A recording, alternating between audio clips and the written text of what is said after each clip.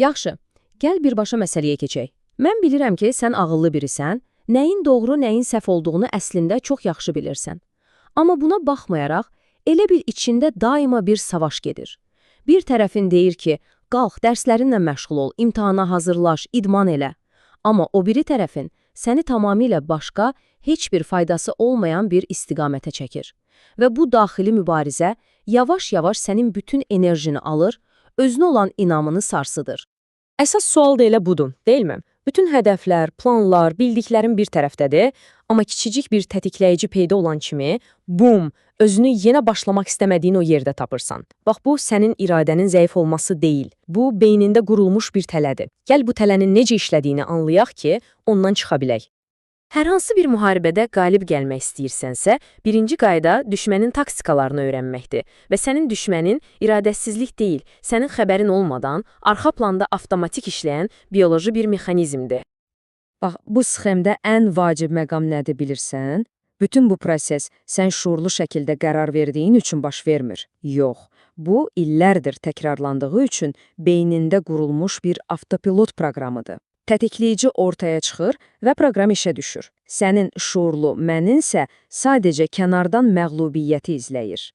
Bax bu, bəlkə də ən böyük yanlış anlaşılmadır. Dopamin sənə zövq vermir. Dopamin səni o zövqü axtarmağa məcbur edir.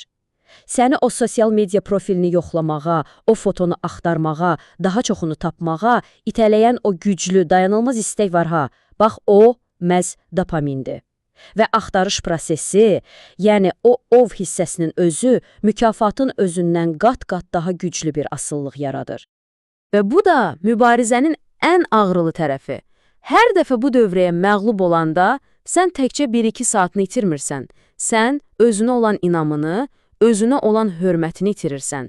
Və özünə hörmət etməyən birinin də imtahana hazırlaşmaq, həyatını dəyişmək üçün motivasiyası təbii ki, getdikcə azalır.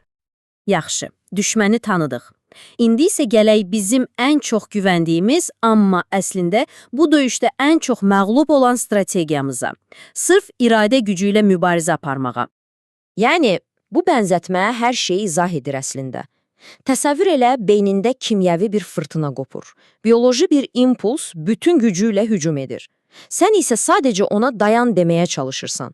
Bu, ədalətsiz bir döyüşdür. Çünki istifadə etdiyin alət, yəni iradə gücü, bu problemin miqyasına heç uyğun deyil. Bax, fərq gecə ilə gündüz qədərdir.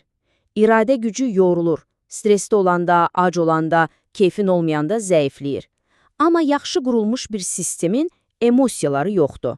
O yorulmur, o bugün həvəsim yoxdur demir. O hər dəfə eyni şəkildə avtomatik işləyir. Ona görə də bu asılığa iradə ilə yox, sistemlə qalib gələcəksən. Yaxşı, kifayət qədər diaqnoz qoyduq, artıq söhbət, təhlil etməyi bir kənara qoyuruq və konkret, praktik fəaliyyət planına keçirik. Bu, sənin döyüş strategiyandır. Bax, bütün strategiyanın açar nöqtəsi budur. Əsl döyüş meydanı son hərəkət deyil. Əsl döyüş ona aparan o kiçik, məsum görünən addımlarda gedir. Bir fotoya bir neçə saniyə artıq baxmaq, bir ada axtarışa vermək, profilləri izləmək, beyni alovlandıran məhz bu ritualdır. Bizim də bütün missiyamız bu ritualı başlamadan məhv etmək olacaq. Bu, sənin yeni avtomatik proqramındır. Bir tətikləyici ortaya çıxan kimi, düşünmədən bu 3 addımı atacaqsan. Birincisi, istəyə ad verirsən. Bu mən deyiləm, bu dopamindir deyəndə onu özündən ayırırsan və gücünü alırsan. İkincisi, fiziki olaraq hərəkət edib telefonun ekranını çevirəndə o dövrəni fiziki olaraq qırırsan. Üçüncüsü, soyuq su və ya bir neçə hərəkətlə bədəninə kiçik bir şok verib beyninin kimyasını anında dəyişirsən və impuls buxarlanıb gedir.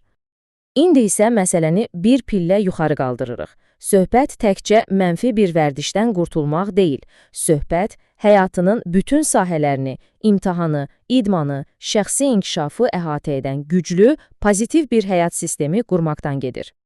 Bax, bu bir cəza deyil. Tam əksinə, bu bir güc seçimidir.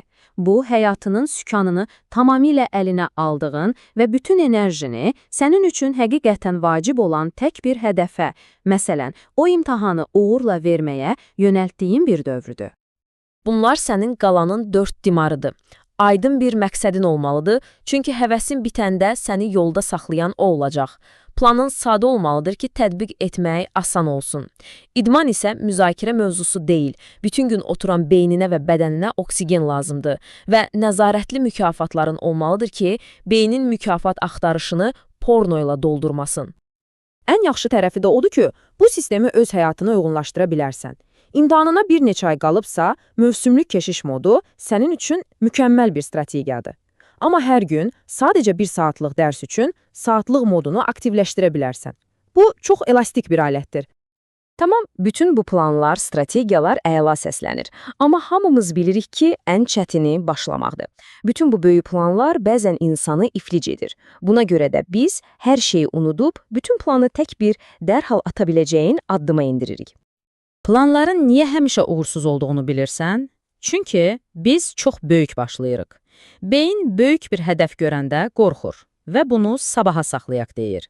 Biz isə beynimizi aldadacağıq. Hər şey bu rəqəmlərlə başlayır. 1. 10 şınav çəkmək yox, 1 şınav. 2 saat dərs oxumaq yox, 1 səhifə oxumaq. Hədəfi o qədər kiçik, o qədər gülməli dərəcədə asan qoymalısan ki, beynin ona yox deməyə utansın. Tənbəllik etməyə belə imkan verməyəcək qədər kiçik bir addım. Yəni intizam anadan gəlmə bir super güc deyil. O bir əzələ kimidir. Hər dəfə özünə verdiyin kiçicik bir sözü tutanda, o əzələni biraz daha gücləndirirsən.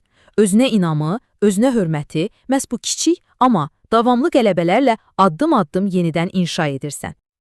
Bax, bu artıq nəzəriyyə deyil, bu konkret bir çağırışdır. Bu izah bitən kimi dərhal atacağın o bircə addımı indi, bu saniyə müəyyənləşdir. O imtahanı qazanmaq, o vərdişə qalib gəlmək və olmaq istədiyin o insana çevrilmək üçün sənin ilk addımın nədir? Qərar ver və başla.